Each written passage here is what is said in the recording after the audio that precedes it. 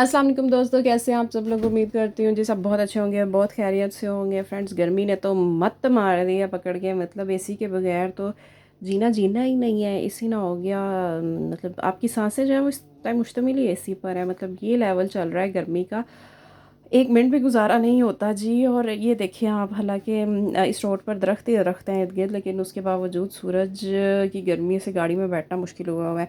Friends, यहाँ मैं अपनी अम्मी के साथ गोश्त लेने आई हुई थी, ख़त्म हुआ हुआ था जी। और मेरी गाड़ी में गर्मी से, हालांकि एसी भी चल रहा था, पर उफ उफ उफ उफ, उफ मैं कह रही थी माता जी आ जाओ आ जाओ आ जाओ। हर चीज़ पे इतना टाइम लगाती हैं, हर चीज़ पे इतना टाइम लगाती हैं, आखिर क्यों समझ नहीं आती मुझे उनकी। लेकिन जी काफ़ी सिलेक्टिव और चूज़ी हैं, और इस वजह से उनको हर काम में इतना ही टाइम लगता है। और फाइनली जी वो आ गई, और मैंने अल्लाह का शुक्र अदा किया कि शुक्र है आप ले आए। मैं अपनी अम्मी से कह रही थी कि मतलब आपके बाद ना 3 आंटियाँ आई, एक अंकल आए, और वो गोश्त लेके बाहर निकल आए और चले गए। और एक आप हैं कि मतलब घंटा हो गया था अंदर गई हुई थी, और आपको मतलब कुछ पसंद ही नहीं आता और इस तरह से। तो कह रही थी कि मतलब साफ़ लेनी होती है चीज़, मैंने साफ़ लेनी होती है। एनीवेज़ जी उनके साथ गोश्त वोश्त लेके घर आए, और फटाफट से जी हांडी पकाना कौन सा आसान है इस गर्मी में। चूल्हे पे खड़े होना ना, मेरे ख्याल से सल्यूट है जो कुकिंग करते हैं इस गर्मी में, उन सब लोगों को इतना मुश्किल लगता है। मुझे तो भाई बड़ा मुश्किल लगता है, क्या किया जा सकता है। खैर जी, यहाँ पे मैं क्या करने लगी हूँ, मैं करने लगी हूँ जो गोश्त पकाने लगी हूँ। और कौन सा बनाऊँगी समझ नहीं आ रही है। अलबत्ता मसाला जार डाल दिया, एंड पे दही शही डाल के इसकी कढ़ाई शढ़ाई बना दूँगी। नाश्ता किए बगैर चूँकि चली गई थी, और मुझे काफ़ी ज़्यादा भूख लग रही है और समझ में नहीं था आ रहा कि क्या खाऊँ। ऊपर से गर्मी भी लगी जा रही थी, लस्सी बस मैंने पी हुई थी, और नूडल्स खा लेते हैं। अगर ये नॉट फॉर सेल है तो फिर ये मतलब यहाँ क्या कर रहे हैं, लुक एट दिस गाइस। और ये कौन लेके आया है, दे दिए उन्हें किसी ने, हमने भी पागलों की तरह ले लिया उन्हें। चलो जी, अब क्या करते हैं कि अपनी भूख शूख तो मिटानी है, और चूँकि हांडी भी रख ली हुई है साथ, कुछ हैवी खाऊंगी तो फिर खाना नहीं खाया जाएगा। इसलिए सोचा ये है कि नूडल से ही काम चला लेते हैं अपना थोड़ा बहुत, क्योंकि ब्रेड खाने को मूड नहीं था इस टाइम पे। और पास कोई और ऑप्शन नहीं था, तो ये ज़रा जी झटपट बन भी जाते हैं और लाइट भी होते हैं। तो सोचा ये था कि ये खा लूँगी और बस गुजारा चल जाएगा। तो इसको बनाने के बाद हमने इसको ईट ऊट कर लिया। और साथ ही जी हमारा खाना भी ऑलमोस्ट रेडी हो गया था, और मैं आपको दिखाती हूँ कि खाना मेरा किस तरह से था। इस तरह से मैंने कढ़ाई बना ली हुई थी। ये वैसे सर्विंग के बाद बस इतनी सी बची थी, मुझे सर्विंग करते वक्त आपको दिखानी याद नहीं रही। एनीवेज़ जी खाना शाना बनाया, अल्लाह का शुक्र किया, सब ने पेट भर के खाया।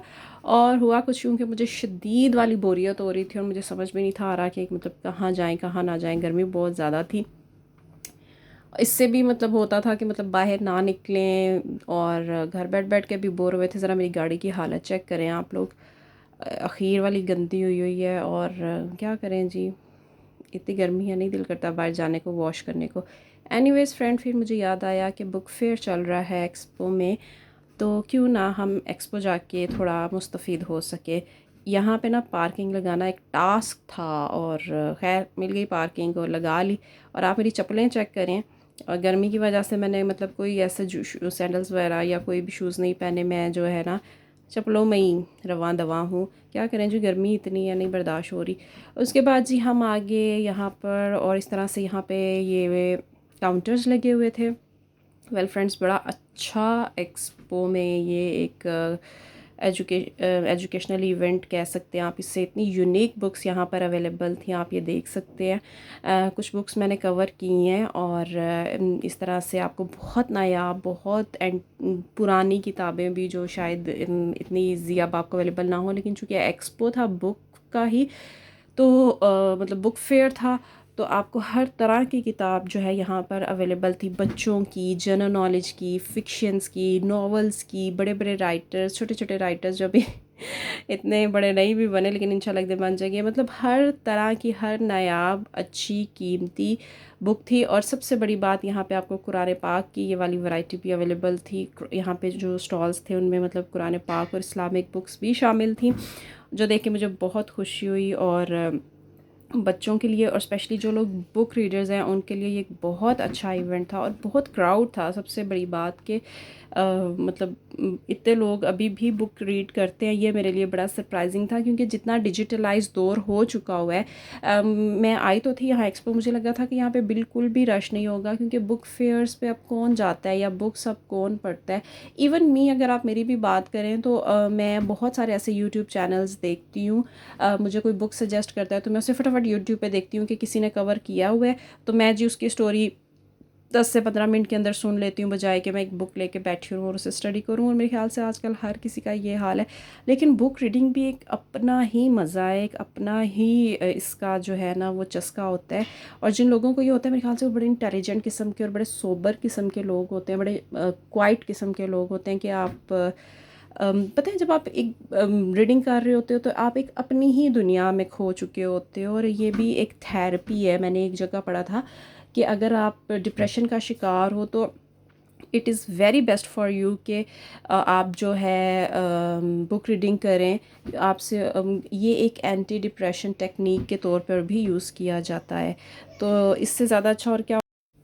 और मैं देख रही थी कि लिटरली लोग बुक्स ख़रीद भी रहे थे। ऐसे नहीं था कि मतलब लोग सिर्फ एज ए टाइम पास या विज़िट करने आए हो, नहीं, लोगों ने मतलब परचेजिंग की बाकायदा। अच्छा, और अच्छी बात एक और भी मैंने देखी कि बच्चों के लिए बहुत बड़ी वैरायटी थी। और मुझे याद है जो हमारे बचपन में मैं स्टोरीज़ बुक पढ़ा करती थी, उस तरह की काफ़ी स्टोरीज़ बुक थी। वेल, ये वाला काउंटर मुझे बहुत अच्छा लगा था, क्योंकि इसमें हर डिसीज़ के ऊपर एक मतलब मेडिकल की एक बुक थी और बहुत यूज़फुल और बहुत नॉलेजफुल थे।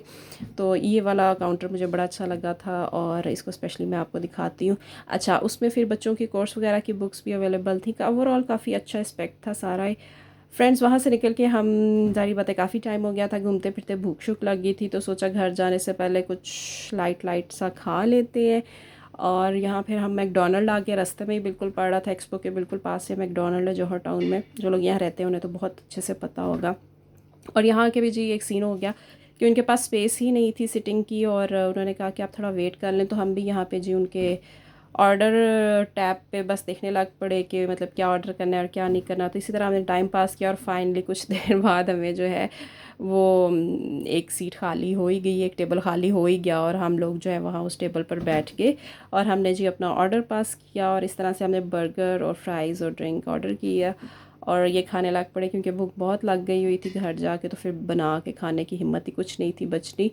और इस तरह जी क्रेविंग कर ली अपनी पूरी, और अब हम चलते हैं अपने घर। छोटा सा व्लॉग आपके साथ शेयर किया आज के दिन की जो भी एक्टिविटी थी। उम्मीद करती हूँ जी फ्रेंड्स आप लोगों को अच्छा लगा होगा, और अच्छा लगे तो जी लाइक शाइक कर दिया करें। मुझे आपकी सपोर्ट की सख्त सख्त सख्त ज़रूरत है और कोशिश यही करती हूँ कि आपकी उम्मीद पर पूरा उतर सकूँ। इसके बाद जी सिस्टर ने कहा कि गाड़ी मैं चलाऊंगी वापसी की। मैंने कहा अच्छा जी चला लें, तुसी चला लो, तुसी शौक पूरा कर लो। और जी हम लोग घर की तरफ रवाना हुए। फ्रेंड्स, मिलूंगी मैं इंशाल्लाह ताला आपके साथ एक और वीडियो के साथ। अपना ख्याल रखिएगा। अल्लाह हाफिज़।